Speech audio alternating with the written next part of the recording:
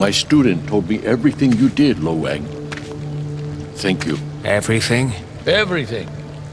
I should be able to repair the damage you did to his training within 2 years. Hey, I didn't mean to offend.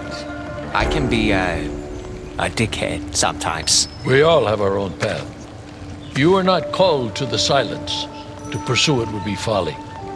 This, way of the Wang you spoke to him about? The way of the Wang is long, and hard, and ribbed for her pleasure. I see.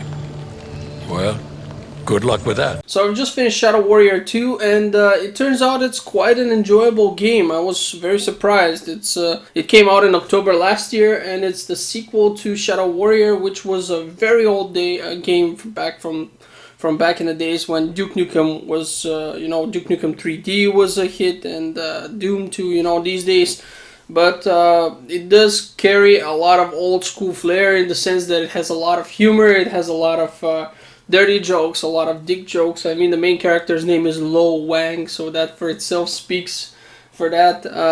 And he does make a lot of Wang jokes, a lot of dick jokes, and that is awesome. For some people will not like this, but for me, it tickles my funny bone, and I'm definitely always entertained, but I also love Duke Nukem's jokes and stuff like that. So I have a very broad sense of humor and can laugh about pretty much anything and anyone, given the right circumstances.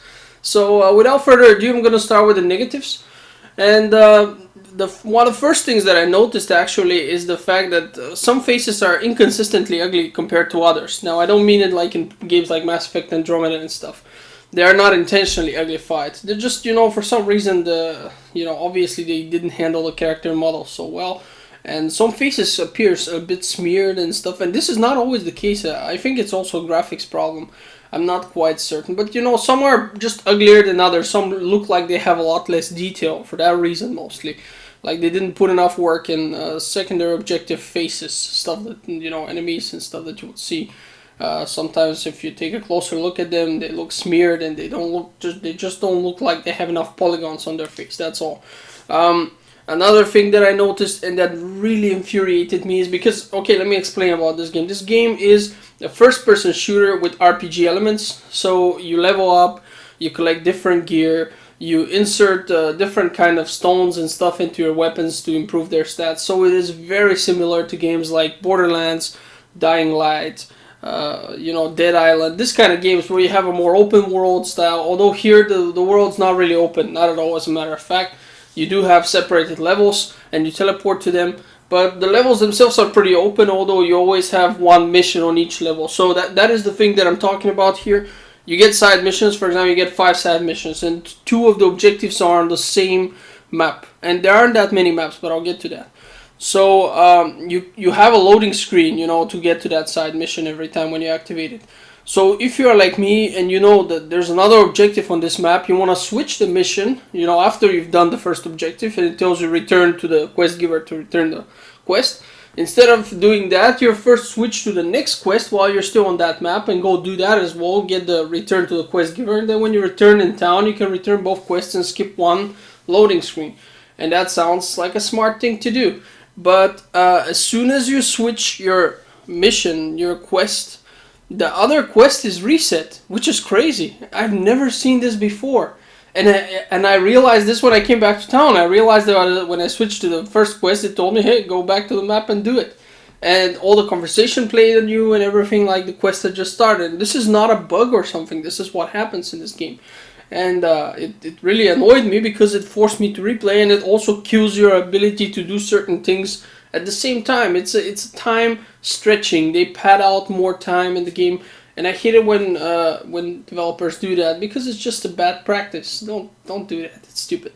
Now, speaking of the quests, most of the quests are absolutely unimaginative. Well, you do have funny conversations, and Lo Wang is very funny and very cool. And I really like his Chinese accent and everything, but we'll get to that as well. Still, the quests themselves are essentially fetch quests. Go there, pick up this.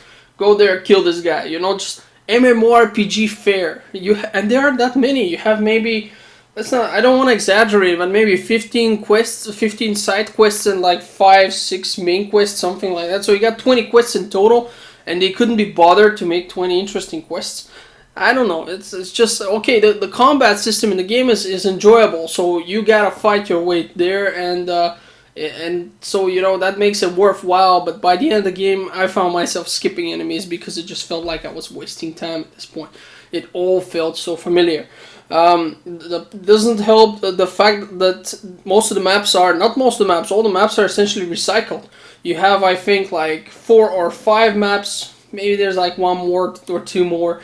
They're very similar, so it's hard to tell. But you have like 4 or 5 maps, and they're not too big, but they're large enough for you to be able to do 2-3 quests and be redirected in towards different parts of the map.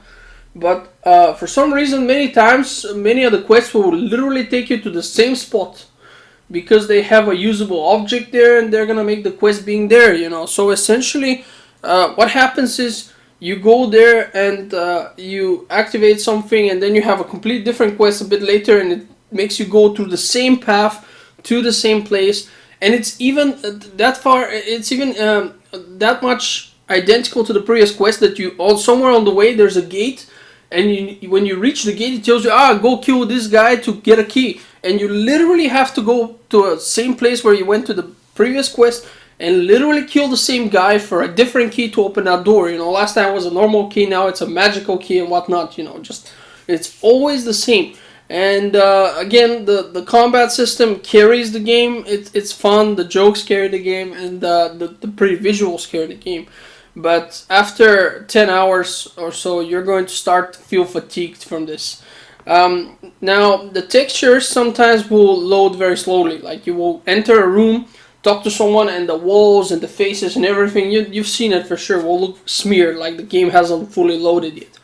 But I want to make it clear that if a game offers me longer loading times and clear textures from the moment I enter, or shorter loading times and this, I will always take this. So I'm not 100% certain that this is how it works, but if it is how it works, that's actually a plus in my book rather than a minus. So I'm not gonna complain about too much, but I thought I'd mention it. The normal weapons you get, the firearms you get, feel underpowered and useless to me. They are strong enough, but they monsters take so many shots to kill, and I'm not certain that you get criticals, but I think that the criticals are just random. I don't think that shooting certain body parts creates a critical strike. I am not certain about this, but I never could confirm it, essentially because I used melee at some point, and I thought to myself, melee is so much more interesting, and you do more damage, and it looks more fun, and so I'm gonna stick to melee, and I went with the melee build. Although there isn't specifically that much of a build, but I upgraded certain things that improve my melee abilities over any ranged abilities. So yeah, I was a melee guy the whole time, a ninja at its core, So but the weapons felt underpowered. Even the bigger rocket launchers, grenade launchers, stuff like that just didn't work for me. Next point I want to address is the rare drops, and the thing is that rare drops are rare. You're gonna get them very rarely.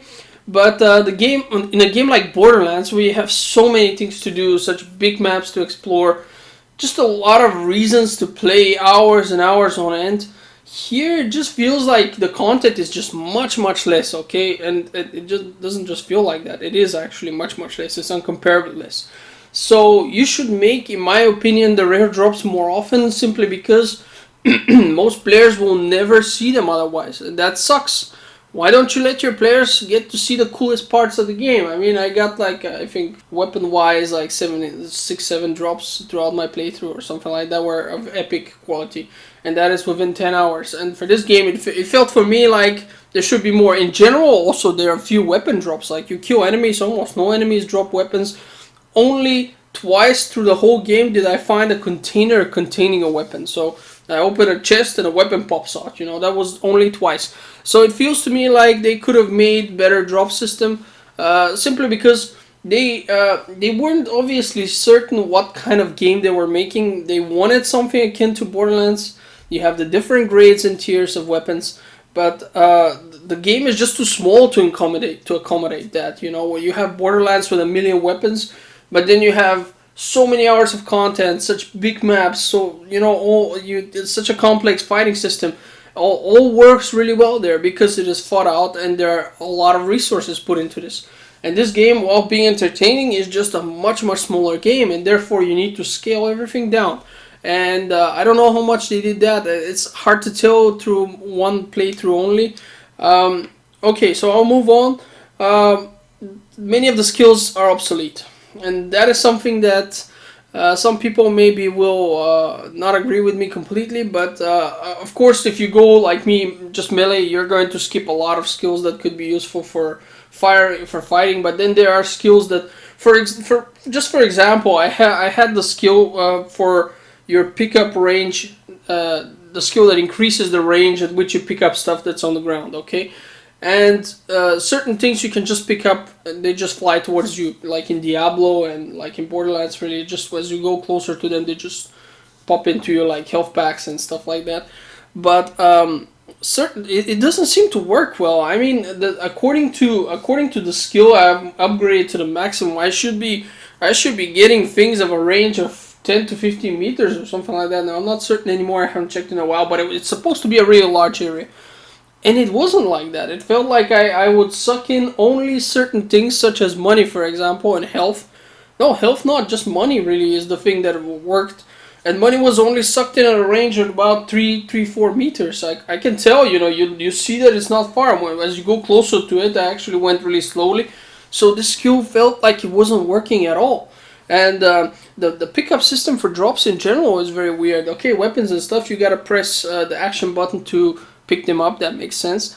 But then you have stuff that you will always want, stuff like these runes that you put into weapons that you pick up only if you go on top of. Well, you could use the action button, but if you don't want to use the action button, you literally have to go on top of the rune and take a small break, like just stand on it for like half a second, and then it will be picked up. But if you just run through it, you will not pick it up, which is very strange, and I don't know if this is actually a bug. I doubt it, because the game has been patched multiple times, and this obviously has not been something that they found a need to fix. So that was the thing that really disturbed me. Then we have limited inventory, and that will most of the time not be that much of a problem, but at the beginning it was. And I mean, limited inventory in these games, I never understood that. It's just a stupid limitation that lowers the fun factor for me. At some point, and I mean, this is a game in which you teleport from. You're not even traveling. It's not like an open world game.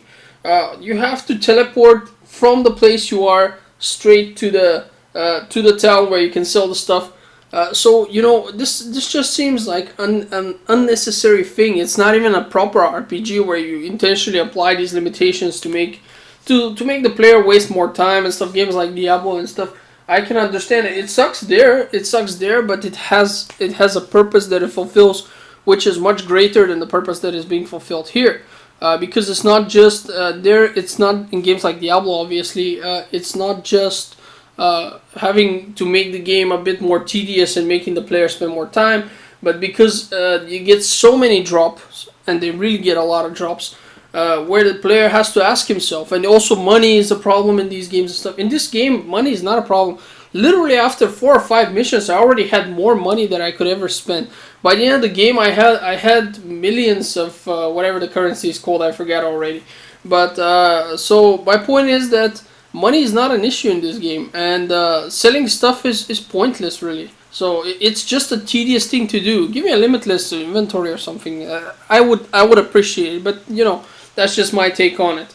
Now the story itself is something that is problematic. Obviously, it's not going to be a very story-driven game. It's not supposed to be that. There's a lot of tongue-in-cheek humor here, and the first game wasn't very story-heavy either. I have never finished the first game. I've actually played it very little back in the day, and unfortunately, you have 99% references to the first game. Here you have characters. Lo Wang knows pretty much everyone. Everyone knows Lo Wang from before, from the first game.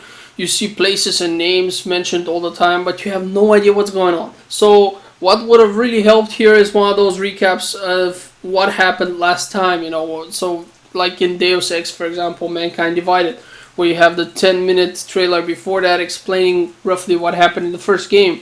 And you gotta imagine, Mankind Divided was the sequel to Human Revolution, and Human Revolution was a long, complex game. and they still managed to explain it pretty well in these 10 minutes. Shadow Warrior would have been really easy to explain in 3 minutes if you ask me, but I digress. In any case, I feel like the story has a lot of references to the previous game, but the previous game is so long ago that the chances are almost none of the players will actually recognize any of these references, and it's just a lost potential because they look very interesting. I'm very curious, but I was too lazy to read about them, I gotta admit it. And so will most of the players be. So that potential is straight out lost there, and therefore the story also feels extremely convoluted. Well, besides the fact that it is actually convoluted, because essentially what happens is, and I'm not really spoiling anything, we're talking the first and second mission stuff here, so you know, you'll get it really fast if you play the game. I don't think you'll qualify this as an actual spoiler, but the character gets a job from the Yakuza to save a chick. The chick gets poisoned in some way, you know, some experiments done on her. He saves her, but she looks like she's possessed and whatnot, and they transfer her soul onto Lo Wang. It's very stupid. The explanations are really stupid as well, but you know, you don't take this game seriously, you just go on with the flow. And so now he has a chick in his head, talking, screaming, and being a bitch all the time. I can't imagine how that must feel. So yeah, so that's the story. He then will progress through the game trying to essentially, because her body gets stolen, she separates soul from body, the body gets stolen, he will try to get that body back. And then there are many references to previous games. I ultimately enjoyed the story, but very little, simply because most of the time I had no idea what's going on, and I had no idea who I'm talking to, you know. He does say, oh, this is this guy, I kicked his ass back in the day, you know. But it's not the same like having been there when he kicked his ass and seeing what led through it and stuff like that.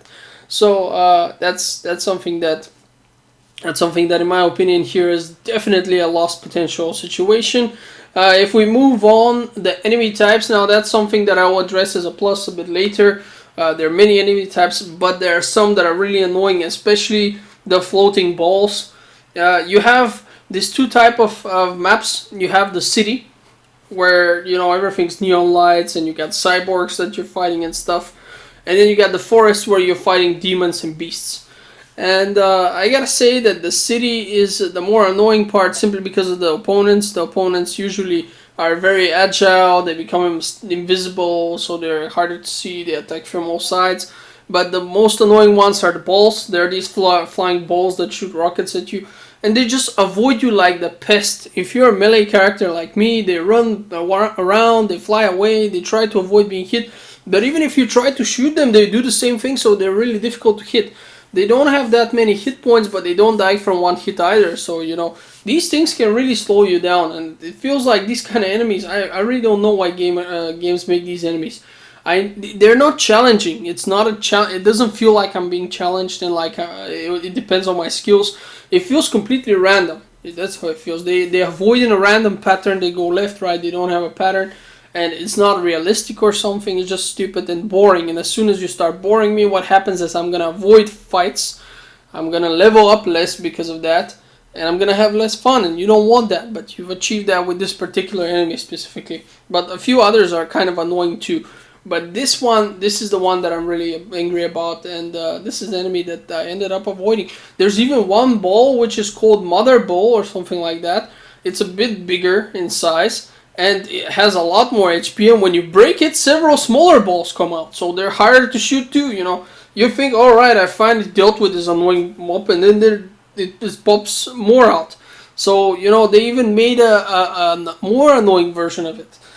So that's the thing about some annoying enemies. Now, another thing that that I found annoying is that on some parts of the game you get optional mission conversations with the chick in your head, and you gotta hold E to see it. But the indication is small, and there's so much happening on your screen that I've actually missed 2 of them, and you never get a prompt to see it. So you just missed 2 story segments for no reason. The game they're optional, and the game doesn't, it's not like when you look at something and you get the prompt. It's just at the beginning of the game, or whenever at some segment you get this small prompt on the top left, and if you don't notice it in time, it disappears and it's gone forever. That was it. You lost that chance to hear that, and they are generally interesting and sometimes very amusing. So I think that's stupid. Just play the stupid thing and make it possible to cancel it if I want to, but don't make me activated only within a certain time frame or is gone forever. It just sucks, especially when there's a game with so much going on screen at times. The special effects are crazy. There are so many lights and stuff. The game runs really well, but then there's so many special effects and lights, enemies shooting rockets and stuff at you. At some point, that happened just a few times during the game, like maybe 6-7 times in these 10.5 hours that it took me to beat it. And the frame rate dropped to 3-4 frames per second for some reason. And that's not because my PC is shitty. I mean, I was running the game on full graphics, max out, blown up, with 140 frames-ish second, something like that. And then suddenly you have this huge drop because the game just goes crazy, you know. And I get it. I'm just saying that, you know, sometimes a lot of stuff goes on also in the city. You got these neon lights and stuff where it gets so bright that you can't actually see the enemies. And I'm not even exaggerating. And it wasn't because my brightness was up. It's just because you're fighting this specific place where there's just too much illumination. And I can't believe that I'm going to say this, but there can be such a thing as too much illumination. It essentially felt like you're fighting someone while under the effects of a flashbang grenade. It really did feel this way. So another thing that I want to complain about is the fact that, okay, Lo Wang is obviously Chinese. He has this very, very obvious Chinese accent, and they actually make a lot of Chinese related jokes. He says, I forgot the name of the character, but let's just say Lisa, just for the sake of the argument. There's like a city, and the city is called after somebody. And he says, instead of Lisa City, he says Lisa Shitty. Like in South Park, you know, when they say City Walk in South Park, this restaurant, they say shitty fuck. So they make these Chinese jokes in this game as well. And it's actually quite funny. I personally find it very entertaining. Many people would say, oh, that's racist and stuff. But I'm not a faggot like that. I'm not going to say that. Humor is okay. That's what I think. And I'm not going to be political in this video, so I'm not going to discuss that. I found it funny, but the thing that annoyed me is everyone is Asian, but only Lo Wang has an accent. Everyone else has an American accent. Not only do they not have an accent, they have an American accent. So the girl in your head is completely super Asian, and everyone you meet is super Asian, and they all speak in an American accent. And I found that very strange and very inappropriate, really, in the game. They could have simulated it. Even if they did badly, it would still be absolutely okay, because this is not a serious game, and bad accents are something that I would expect personally, but okay, they didn't. So I just wanted to address it. It would have been even better and funnier if everyone had a bad accent, or, you know, just a stereotypical accent just for the sake of it. Now, since I mentioned the game has a convoluted story and confusing one at that, especially because the first part, the ending is even more confusing. Now, I'm not going to go into any details in it in case you do want to play the game, but I don't really know what happened, okay?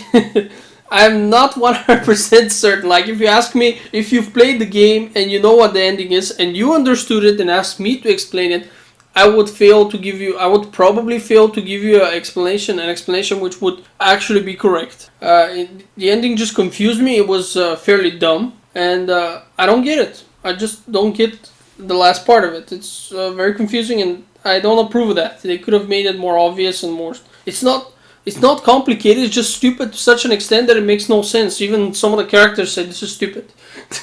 But okay, so the thing that I mentioned is that we have repetitive side quests due to the fact that we have recycled maps, but the objectives in the side quests themselves are also repeating. They literally tell you go to this place and press this button, and that's it. They tell you do this, and you go and do it, and then the next guy is like, oh, by the way, can you go to the same place that the last guy? Oh, he doesn't say that, but you know, he just stays, go to this place, do this, and it's literally the same stuff that you did before. Sometimes consecutively, like 2 quests one after the other made me do the same thing. So not good. Now, one of the updates implemented something they call the Orb of Masamune. What this is essentially the possibility to collect stuff. Now, I'm gonna make a Borderlands reference for all of you who have played Borderlands, because it'll be easier to understand. In Borderlands, after you beat the game, you have these super bosses, and they would usually drop some kind of currency that you can use to buy a very, very powerful weapon, but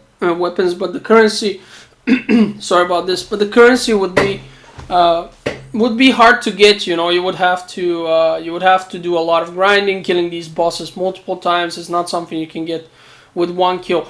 Well, the Orbs of Masamune are something like that.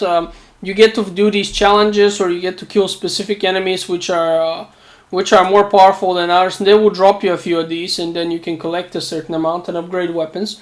And the amounts you will need to upgrade your weapons fully are atrocious, are just absurd. I upgraded my weapon to the max imbued it with an additional stone, and this cost me 12,000 Orbs of Masamune. And just to compare, a challenge that you can do or a single super strong enemy will drop 3 of them. So, you know, calculate how long you would need just to upgrade one weapon as I did. Now, how did I do this in 10 hours? Well, I cheated. It was not easy, but I was actually curious how much I would need, and you can't see it unless you can't see every next upgrade. And it doesn't really matter if you cheat. I played the game single player, so it's not like I'm cheating in multiplayer. I just really wanted to see what happens. And how expensive this can actually be, because I noticed after the first upgrade that suddenly the price for the next one, and there's like 5-6 upgrades for the next one, jumped up exponentially. First one was 7 orbs, I think, and then the next one was 49. So I was scratching my head considering that, you know, that was a huge jump. And you gotta imagine over 11,000 of these for the full upgraded weapon. Just you start with 7 orbs. And you reach over 11,000. That's crazy. Who's gonna do that? How long will it take you? They were imagining here something to the effect of an MMORPG. This wasn't even seen in Borderlands and stuff. This is MMORPG stuff. Like in that meme where they say these are rookie numbers.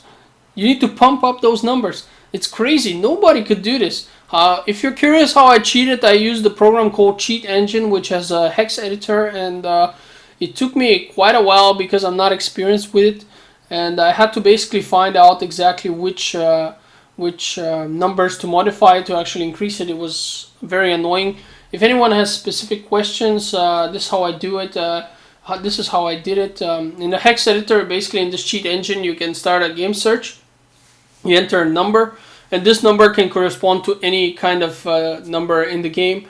So I had 31 orbs, so I wrote the number 31. Started a search. It gave me like several hundred results. Obviously, you can go through several hundred results and modify them and see if that modifies the number in game. But then you have to revert the modification because you don't want to break the game if it didn't work the way you want it. And that would take you maybe 2 days to do. It would just be a really long time. You don't want to do it. But what you could do is then spend some of these orbs and then search for the new value. And the program always shows you the original value and the new value, and that's how it can narrow it down. And that's how I did it. And then I had less to edit and found the number, and then gave myself 100,000 orbs. I upgraded 3 weapons, and I had 60,000 in the end. So over 30,000, almost 40,000 it took me for 3 weapons. That's crazy. That's impossible. No one can do this. I don't know what they were thinking, honestly. That's just crazy. But it was interesting to do it. The modifications did improve the damage and the speed of the weapon, but they didn't overpower it too much. You know, the improvements were definitely not worth it in my book. Like, I would never spend 100 hours of grinding in order to do this. That's ridiculous. So I don't know what they were thinking here. It just created a standard that nobody is really going to fulfill in my eyes. But the game has some popularity on the internet. I checked. It's really sad that it flew under the radar because it's actually a good game. It does many things wrong, but it does many things right too. And I'm going to get to these now. I mentioned already that I enjoy the humor in the game. I like these dick jokes and all the other jokes that I see, although they're often childish and stupid. I still enjoyed them. The game has 4-player co-op, which is awesome. Sadly, I didn't have any friends who owned this game, so I was on my own. I just don't like playing this kind of co-op games with random people. I like to talk to my friends while we play and stuff. I couldn't convince my girlfriend to play it. She was not interested in it. Currently there's the Overwatch event, and she was interested in doing that, so I was on my own. And as a single player game, it still fared very well. I'm certain that playing in co-op might have improved the fun level significantly, but the levels are small, the fighting grounds are small, so I don't know how well that would work from that aspect. You know, it's not like Overwatch really, and not like Borderlands. or Dying Light and stuff. But and considering how many explosions and stuff and how that several times dropped my frame rate, if we had 4 people, everyone going crazy, you know, with their weapons, I think that the frame rate might drop even more often, but I don't know that because I haven't tried it. You have, as I mentioned, many different enemy types for a game that is essentially pretty small. I finished in 10.5 hours with some time wasting along the way. You have a lot of enemy types, and you have your main enemies, you have your boss enemies, then you have your hidden boss enemies like the Bunny Lord, for example, like the Santa Claus, the Krampus. I mean, there's actually a Christmas level. So you know you have a lot of enemy types, and that is pretty nice. Unfortunately, most of them really look similar, so you're kind of not going to notice at first that there are many enemy types, but there are. And you have you have the art book in the end of the game. After you beat it, you can check all the drawings of the enemies, which is very interesting. I enjoyed that. You can check the trailers of the game, which actually are really good.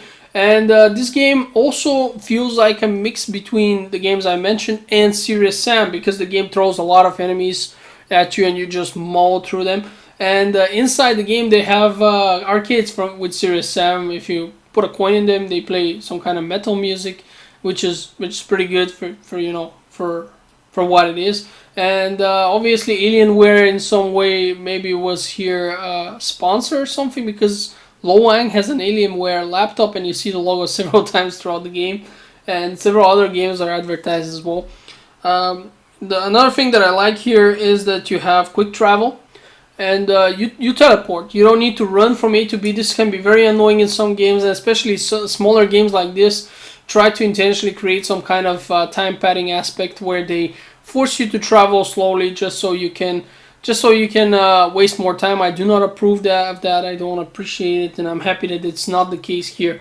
Fast travel solves it all. You teleport around, everything's cool.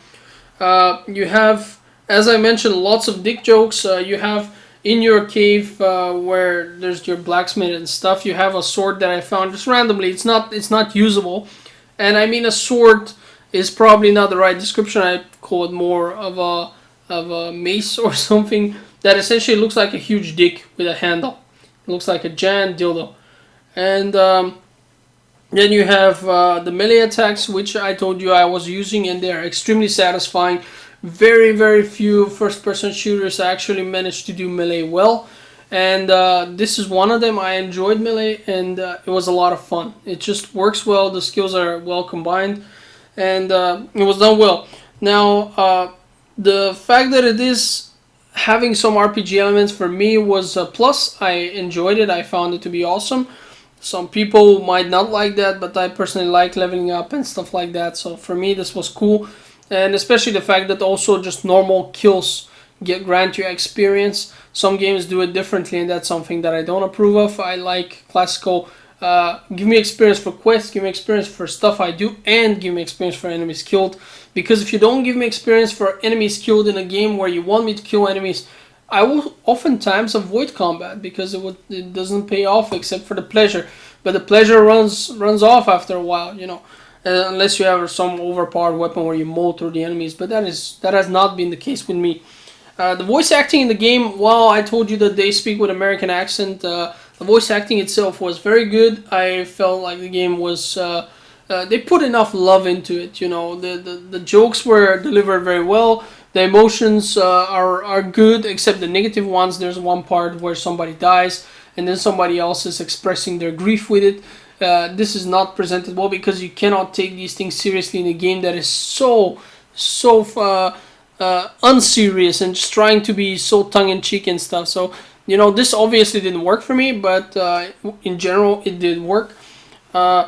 Then you have also the fact that the game itself looks awesome. Just the graphics are really great. It runs really well. It's been optimized well. I did tell you that there are some FPS drops here and there, but first of all, I have a mid-range PC, so you would guess it's essentially what you would call a weak PC. I have a i5 processor, and I have a AMD R9 293 XOC card. So you know, I have a mid-range PC for the people who have better PCs than that, the game will run even better, and maybe the FPS drops won't even occur. But at the times when it wasn't going extremely crazy, and this is most of the game, you know, the extremely crazy moments were literally like 5-6 moments, maybe 7 times during the game, not more, in these 10.5 hours, where the frame rates dropped temporarily and then went back up as the explosions and stuff calmed down. So it really takes for it to have a lot of stuff happening on the screen for this to happen. But the game looks well, it runs well, and it is sad that this game is so unknown, because it's actually a good game. I think it deserved more attention. I think it deserved to generate more revenue. It's definitely one of the games, when I asked my friends if they want to play it, everyone was like, I don't know that game, what is it about? So, you know, they just somewhere the advertisement and stuff just failed. And because the game itself is not bad inherently, I enjoyed it, but then again, I enjoyed also Dead Island, and many people shat on that game, so that's something that we need to consider. Maybe it's just me, maybe I just like something that is not that good, but to me it felt like a good game all in all. Alright, so that's my critical review of Shadow Warrior 2. I hope you've enjoyed watching this video, and I hope you take a look at my other videos. In any case, thank you for watching and have a great day.